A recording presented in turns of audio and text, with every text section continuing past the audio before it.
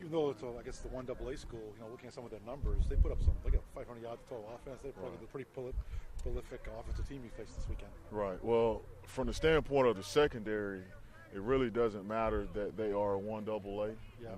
I'm actually a 1AA product and coach a lot of football on the 1AA level. And with skill guys, I mean, if you're good, you're good. If you can cover, you can cover. If you're fast, that doesn't change very much. So it'll be a good challenge for us this weekend. I think Coach Spurrier said today he thought the Hazel kid could play for any school in the SEC. Absolutely, absolutely. He's going to film about him. Yeah, he's a good player. Hazel is a good player, and Bennett is a good player. Hazel has good length. He's a guy that's strong and can make tough catches and everything. So he's done a good job. He has put together a good career while he's there. So it'll be a good matchup for us. I think you were here, but Bennett played here at South Carolina. Right. Have you talked to Steve Spurrier Jr. to try to get a scouting report on him? I have not. Most of my guys, the older guys, know more about him than I do from a personal note. I've just studied him on film, but he's been doing a good job for him as well. What has allowed Chaz Elder, or what allowed Chaz Elder to get that starting role to pass Kadietrich? Just getting in there, and he's played fast when he's been on the field, and he's made plays and done a good job of tackling and just been aggressive and everything. But JJ also has done a good job, and JJ has experienced some injuries throughout the season, so that kind of puts you at a disadvantage sometimes. But all of those guys are doing a good job right now. Chaz has always been fast. I assume the increased knowledge then allows him to play fast. Right. Is that right? Right. Yeah, when we say play fast, we're really talking about playing with the motor and chasing the ball and kind of being all over the field and everything. I don't know how fast he is, per se in a race, but he plays fast. He's faster than me. I'm yeah, just relatively. faster than me as well. So, but when I say plays fast, I mean he chases the ball and is around the framework, of the ball wherever it is. Yep. The line, it's easy, contact him, things like that. But he's a good wide receiver, and I'm sure he's going to be ready to play too. Has it been easy for you guys to stay concentrated on the task at hand this week? Nobody thinking about what's coming a week from Saturday? Nah, not as I know of, man. We try to take every week as the same. Don't try to look forward to the week after. Coach Spurrier always tells us, the next game is the most important game of our life, and that's how we're going to try to approach Coastal.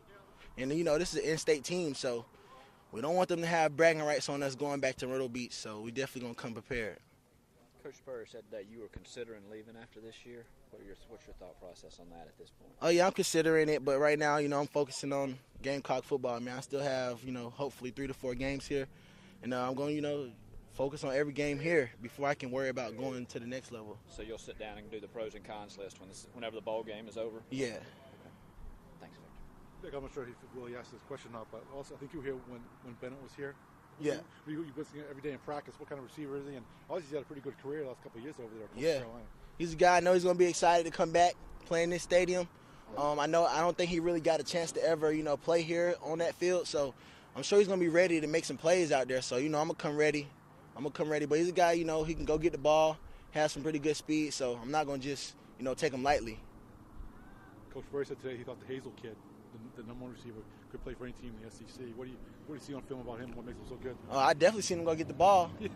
So I definitely see him going up, making plays on go routes, slanting goals. He got pretty good routes and stuff. So he's also a big guy. So I'm gonna have to be ready. They like to go 3-by-1 and leave him by himself. So it's gonna be a lot of one-on-one coverage with me and him. How different was last Saturday for you with Florida, with them keeping the ball on the ground all the time, with everybody liking to pass so much now? It had to be a little bit strange.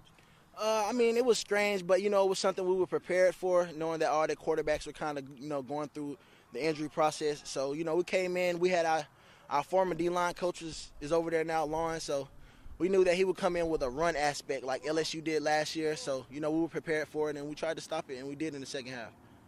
Do you know anything about their head coach, Coastal's head coach? No, I don't, but I think I read something about he's a really rich guy or something. Is that true? Yeah, he's a billionaire.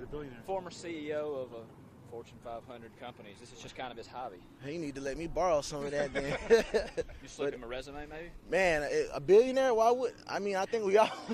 You're right. I should probably as well. Yeah, man. But no, I haven't. I was surprised when I saw that for a billionaire to still want to, be coaching and things like that. So I'm sure his team's excited about having a coach that doesn't have to be doing what he's doing. His passion. Yeah. So he's the CEO. He's the chairman of the board of TD Ameritrade. Oh, so he's making bank for real then. He's making